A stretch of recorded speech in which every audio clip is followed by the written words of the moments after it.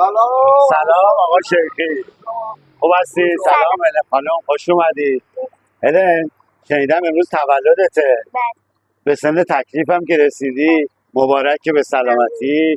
ایشالله که 120 سال عمر با عزت زیر سایه پدر مادر، سایه حضرت معصومه ایشالله به حق علی.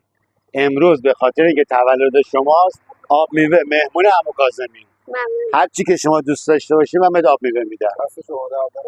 ایشالله که سالم باشی. آب میوه چی بهت بدم حالا دوست داری؟ زرش بالو. ای جون منی، همیشه زرش بالو. چشم.